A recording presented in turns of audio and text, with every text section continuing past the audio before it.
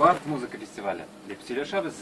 Барт деген сөз автор башкаручы деген сөз бетінде лайма. Эстрадада бар біздің автор башкаручылар, эстрада автор башкаручыларынан барт җырчысы нәрсәсе белән аерыла? Ул үз әсәрен музыка коралы белән берлектә җырлап күрсәтә. Мәсәлән, Илназ Сафиуллин ул барт. Үзенең җырларын гитара белән башкара торган җырчы. Әзгенә шунда проигрыш вакытында фурайда уйнап алса да барт саналамы, юкмы? Yok, ol gitarada oynап җырласа, проигрышта менә фурайда уйнаса да буладыр. Була. Төрле музыка коралларын алганда, ләкин безнең теге халыкта ничектер хәзерге вакытта ул теге күз алдында тотыла, бар дигәч ул теге зур абыйлар, гитара, сакаллы, гитара белән менә шундыйлар. Ләкин ул гомумән шушы төшенчәгә карасак, ул шушы төшенчә теге бераз киңрәк. Шуны әйтергә кирәк. Теге Википедиядә карасак та, ана шулай дип язылган. Адилә Батырханова, демәк, узган елга Бика Фестның җиңүчесе Гран-при иясе дип әйтәбез. Таныйбыз, нинди җыр белән катнаштык һәм нинди җыр белән җиңүгә ирештең син, Адилә? Менә бу бик кызыклы вакыйга булды, чөнки мин 2 номинациядә катнашкан идем. Заявканы мин иң яхшы автор башкаручы номинациясенә биргән идем. Халык башкаручысына гомумән бирмәгән идем заявканы. Фестиваль барышында инде бер чыгышымны ясагач, инде татар халык номинациясе башланып киткәндә, миңа башыма инде шундый фикер килде, нишләп әле мин татар халык җыры номинациясендә катнашмыйм дигән. Һәм тиз генә организаторларга килеп, мин катнашсам мөмкинчелек бирәсезме миңа дип сораган идем, һәм миңа әйе диделәр. Мин тиз генә киемнәремне алмаштырып, иң соңгы булып чыгыш ясадым. Һәм инде ничектер нәкъ менә шул номинациядә мин инде уңышка ирештем. Син моңа әзерләнмәгән булып чыга бит. Юк, мин бер дә әзерләнмәдем.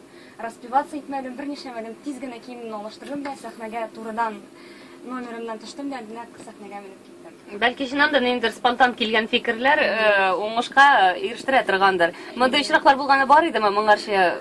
Бар иде, минем гомумән менә ничектер шулай була. Кинәт килеп чыккан әйберләр уңыш алып килә. Уңыш алып килә һәр вакытта.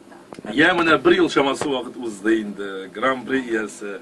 Ничек хисләр һаман, ничектер үзгәрешләр булдымы тормышта шушында? Менә иң зур үзгәреш инде ул яңа танышулар. Чөнки мин Сәләт оешмасында гомумән беренче тапкыр аның белән аралаша башладым андагы кешеләр белән.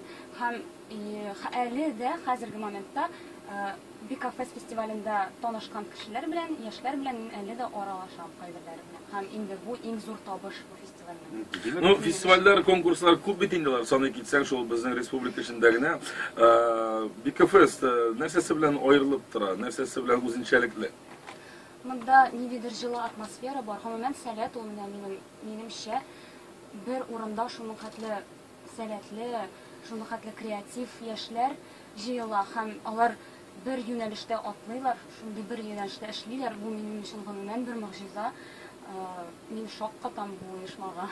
Һәм иң зур аерылмасы инде башка фестиваль алганда бу берлек. Менә мин бу 2 фестивальнең 2 көндә дәвамында онытылдым, бөтен тормышның бөтен проблемаларын оныттым һәм ниндидер төш кебек калды ул фестиваль.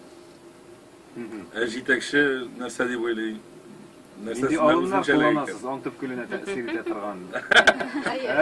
Шуннан фестивальләр алар бик күп теге әйтик, белмим, йолдызлы фестиваль, ягымлы ясалар барсы да бар. Ләкин бу фестивальдә без мөмкинчелекләр күрсәтәбез яшьләргә. Һәм шушындый сәләтле яшьләрне бергә җыеп, алар бер-берсеннән үрнәк алып, бер-берсеннән илһамланып, шундый ничектер иҗатка тагын да бирелеп китәләр.